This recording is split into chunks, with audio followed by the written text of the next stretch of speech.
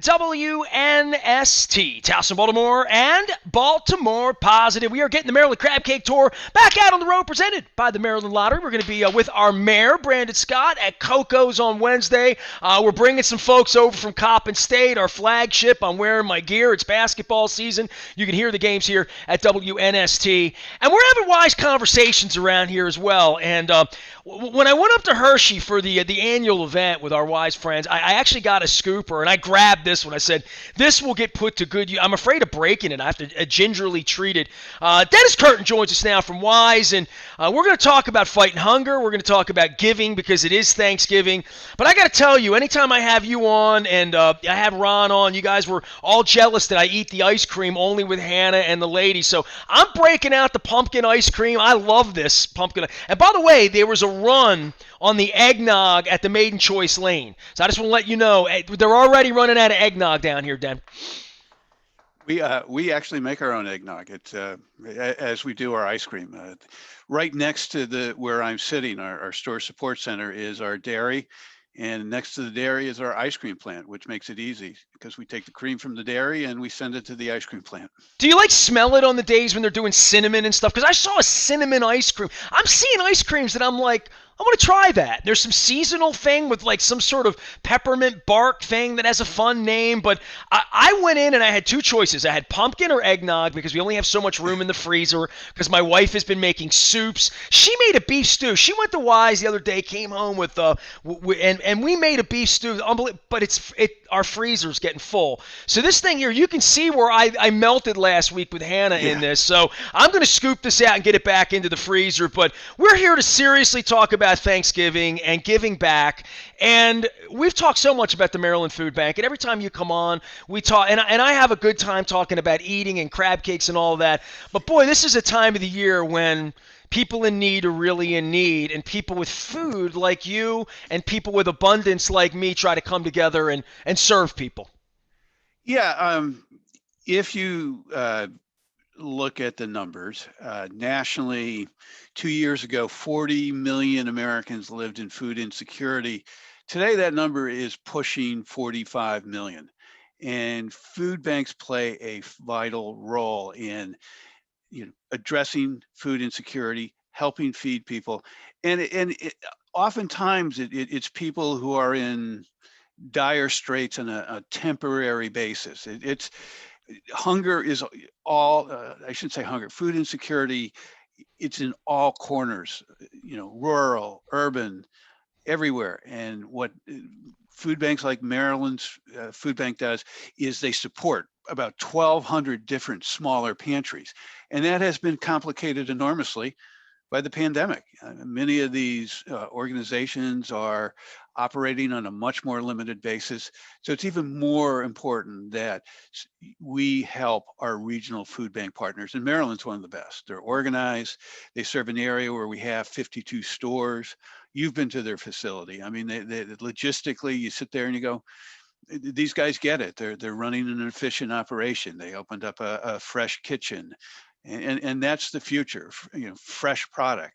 Increasingly, food banks have been very successful at delivering calories. Now their focus is delivering fresh calories, healthy calories. Dennis Curtin's here. He is from Weis Markets, and we talk about food insecurity, and I see it on TV all the time, and certainly at the beginning of the pandemic, all the predictions of getting food from fields to supermarkets to people's bellies, all of these issues that we had with masks on for a year and a half. But I think in the last year and a half, and I think back to my father. I lost my father in 1992. My father stood in soup lines in 1929 up in Scranton, Pennsylvania, in his childhood, after the market crash, and it stayed with him the rest of his life that he spent that period of time. And he's not around for me to ask, hey, Pop, was that a day? Was that a week? Was that a month? Was that a whole summer? Was that a whole year? Was it winter? Was it summer? I never got to ask those kind of questions, but I know it sat with him forever. And I think when you mention 40 to 45 million, I'm assuming that's 5 million people, a large percentage of those people that, like you and I, have spent most of their lives with food in our bellies, right? And there's a first time when this thing hit whether it was PPP, small business, layoffs, industries shutting down, all of that. Service industry, yeah. People for the first time in their life who worked in restaurants, who ate in kitchens their whole lives, now Right. needed food and didn't even know that. Obviously, the ego, the shame, who do I ask, where do I go, but all of that, trying to put that aside and feed people. Uh, we did a milk donation event, uh, holiday season in 2019. Uh, and we worked with a local pantry in the United Way, just across the river where we operate. And it was eye-opening. It was people from all sorts of backgrounds. It wasn't, it, it was a mix. You could tell it was some people that had tough times. Other people, I mean, you sense that maybe it could have been a couple of months here and there. It's people who use food banks don't necessarily use them permanently. In fact, they don't. Uh, and people who are on the SNAP program, formerly known as same thing, they may use it here and there when they're in a tight corner, but it's designed to help them stay afloat during tough times. And gosh, with the pandemic and all the chaos and havoc it's wrought, I mean, food banks are really stepping up to the plate during this really tough time. Yeah, I think about the SNAP folks, and I talk to my friends down at Lexington Market where they can't even use the SNAP program in various places, and it's people using SNAP. This is not a luxury. These are people feeding their families, feeding their children in many cases, feeding their parents in many cases, elderly, and people on the struggle. And this is the time of the year people are getting cold. We're collecting coats. We're doing these Right. magnanimous things. But I think, and I've heard this my whole life. I'm 53. We had in the 70s we had gas shortages, and then we have inflation, and then we have a war, and we've had all of these things. This is the point in life where it's so obvious, whether you're in Sunbury, Pennsylvania, whether you're in downtown Baltimore, whether you're watching one side of the political side or the other side, Right. that when Yeah. you drive out, there are more people in need and there's more struggle going on in this country right now than there's been in my lifetime. And the first thing is, how do we feed these people? First things first. Right, and food banks are doing a terrific job delivering meals. And as you go through the years, you see how they evolve. As I mentioned before, first it was getting calories to people in food insecure households.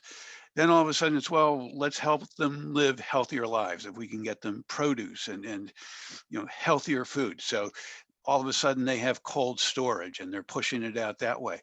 And other things that we take for granted but that's relatively new over the past 20, 25 years are the backpack programs. You go to a school, most schools know which students are in food insecure households because there's a subsidized federal lunch program, meal program.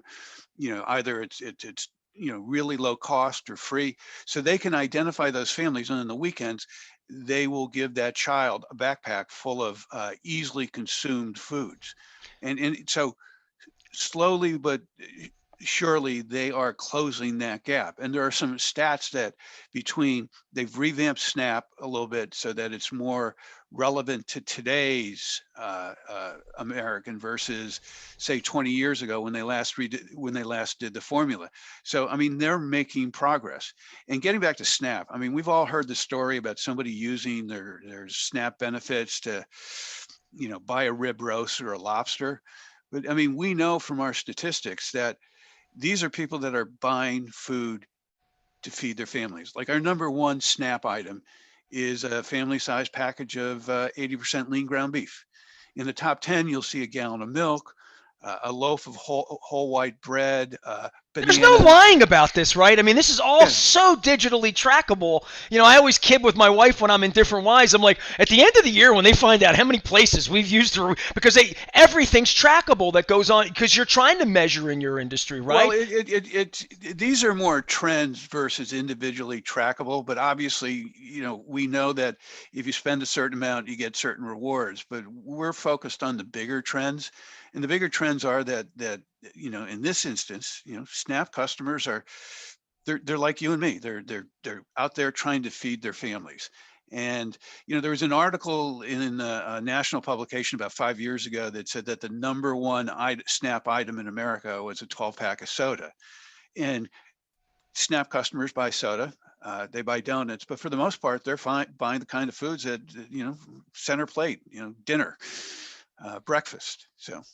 Well, hey, don't knock the donuts. I had a donut last week. It's apple cider No, no, season. I'm not. I'm not. Dennis Curtin is here from Weis Markets. I want to tell you, we had Rob on about a month and a half ago, Sure. Rob Santoni here. Sure. The Baltimore County, you mentioned the backpacking, right? And here it's Sure. Baltimore County Student Support Network. I want to throw that in case anybody didn't hear it. They had an event out at the Sheridan where I used to broadcast 25 years ago in Towson. And this is literally a pantry, and it's happening in 13, 14 schools out in Baltimore County. I was kidding the folks trying to get it to Dundalk. I said that's where my high school is. We just opened Colgate Elementary, and I was over in my old neighborhood seeing just this beautiful palatial school that's opened in the place of my old schoolhouse that was built in 1924. So we're making things better, and part of this is I went to school with kids that whose family was struggling and they needed food, and we didn't have a pantry of food that I knew about certainly, and I never needed it, thank God, right? But in those days, I would say, but in the modern era, people are thinking about this. Companies like Weis and organizations like the Maryland Food Bank, not Yes. only doing it efficiently, well, and with a really positive result that's measurable. Yeah, it is, and the sort of the professionalization of their logistics, their supply chain, getting it out. That's been the big story over the last 15 years or so. And we've seen it in all of our partners. Maryland was one of the first to get there. There's a lot of strong local support for food banks in Maryland and in our home state of Pennsylvania and the other states we serve. And again, it's funny with the backpack program. I'll tell you a story. I was talking to somebody. We had a grand reopening. We were relaunching a remodeled store where we made a donation and cut a ribbon, and we gave to a school for their food pantry program, their backpack program. And she said that they give each child the exact same backpack with the exact same products. I said, well, why do you do that? She said, otherwise they'll be outside trading and swapping and I want the raspberry. Give me the eggnog. I'll give you the pumpkin. Dennis Curtin is here from Weis Markets. We were talking about feeding people, and I want to thank my wife. She did come in and grab the ice cream and put it back in the freezer, so we're not melting away here. But Thanksgiving is one of these reflective days where we all get together, and in this country we share abundance. Eating turkey, I'm eating ice cream, and we're getting ready for this. Tell folks how they can be involved, because throughout the week, I'm not the guy freaking out on the news this week, going and getting my turkey 10 days ahead of time. I have a feeling you'll have a turkey for me next week. I'm hoping. But when we go, we talk about rounding up. We talk about things we can do. We talk about buying extra canned goods, dried goods that we're going to give to our church or give to the day when we have our 30th anniversary a couple weeks from now at the Chaucer. We're going to have a basket for a food program. Sure. People are doing lots of giving. Tell me how they can come into any of the local Weises and do something here while they're picking up their turkey and all the things that I love, the dressing, the cranberry, all that stuff. There are a couple of things that we're doing that I hope people would be aware of, that we want them to be aware of. On Friday, we launched our 2-week Fight Hunger holiday edition of our Fight Hunger program, where we ask customers to make a donation. At full service registers, they can round up or donate $1, $3, or $5 or $10. They can also make larger donations if they so choose. Those are, for the most part, 1, 3, and 5 is what they're giving. Also, at self-checkout, they can round up as well, to the next dollar. What we find is that during the pandemic, we're focusing all of these monies to the regional food banks, who are distributing them as they can, because of the disruption in all of food pantries have taken it's been a struggle for them during the pandemic in terms of they're relying on volunteers. They may not have the capacity to have the safety protocols that bigger organizations have. So that's where regional food banks have become really, really important. And also, one of the things that I want people to know is we're asking customers to make donations, but our company will make a donation as well. In effect, we will round up these donations so that it will be both a customer and Weis Markets donation. I mean, sometimes companies are just sort of asking customers for money and turning around and giving it, and that's a good thing. But I think it's important, we think it's important that the company have a stake in this, that they have a little bit of skin in the game. And that's what we try to do. We hope to hit all in by the time we're done with our Fight Hunger program, probably $1 million or more for regional food banks in the 7 states we serve. And also, we were talking about this offline. The Tuesday after Thanksgiving has become known as National Day of Giving. It's something that has started within the last 15 years. And so what each Weis Market store is going to do is they've selected the charity that's most relevant to them, that's most impactful to them. And for one day, they will raise money on behalf of that in terms of customer donations and roundups. And then they will match that donation with a $500 donation. Each year, one day, we come in around $100,000 combined for these local groups. You know, we send out empty mock checks. They write it neatly. They take pictures. You know, we post it to social media. Our stores, it's like being part of the communities they serve. You know, when they get involved in it, I was talking, not in this market, one of our districts, they have their Christmas party at a regional food bank. And what they do is they pack boxes. One year, they went through a SNAP seminar in terms of, you know, how you budget on a you know, with your SNAP allotment for the month, which was eye-opening, by the way. And then they sit down and they have a nice lunch. So, I mean, we like being part of the community. It's, if you're a company, if you're successful, and you know this from your line of work, it's important to be part of the community, to give back to the community that has embraced you. And that's what we try to do. Dennis, I want to ask you this. In any normal time, and I don't mean now or even pre-pandemic, when it comes to food banks and organizations like yours that deal in nothing but food, right? Food spoilage, things that are given away, dented boxes, all of the dented cans, these kinds of things. How does that work? I mean, in an organization like yours where there's so much food, $4 billion company, right? Food being sold in all these states and all these places, whether it's down in Leonardtown or in Eastern Shore, all these places out in Frostburg, places I visited your stores, in those kinds of communities when, yeah, a piece of meat's not going to go bad, about to go, you know, I don't know about any of that, or even produce, where the line would be for spoilage and something that could be in someone's belly a day and a half from now in some way. Here's what I can tell you. For the dents, you know, for you know, dented canned products, all that is pulled back. Products that are removed from the shelves that are being replaced by other products, they are being pulled back to our distribution center. And then a food bank, not the Maryland Food Bank, but a food bank close to our distribution center, will pull that out periodically. Well, the nice people of Central Pennsylvania are being fed. That's a beautiful thing. And so as long as it's going somewhere, but Central Pennsylvania Food Bank. And then at store level, and this is a really growing program, and it's part of our sustainability program. You know, we're trying to save energy, reduce our impact. We've done a great job with refrigeration, which, you know, affects the ozone, you know, switching over to less impactful refrigeration systems. But for this conversation, what we have started to do, and this is maybe a 5 or 6 year project that has gone from pilot to a big project.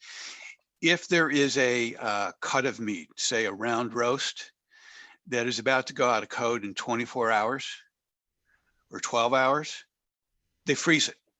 Perfect. And then it's picked up. And it winds up in a beef stew. yeah, and it's good on a cold day. You thaw it out. And you know, you're explicitly saying, look, the minute you thaw this, cook this sucker, because you know it's close coated. And that has become a really, really important part of our sustainability program, because it reduces your wastage. It reduces what you're doing in terms of filling up landfills. And we have made tremendous strides. I wish I had the stat in front of me. It's somewhere in my computer, but it has grown by leaps and bounds, and I won't, and I won't even presume to take credit for this. Many of our competitors do it as well, and it's just another efficient way of getting food to food insecure households. I mean, Well, best practices. I mean, it's sharing best practices. Dennis Curtin is here. He is with Weis Markets. My ice cream is gone, but my mug is still here, and I do have I have some remnants of the delicious pumpkin. I tell you what, there's a run on eggnog. Do you make a second batch, or is there only one run? Do I have to run around now and make special calls to get a half gallon of eggnog?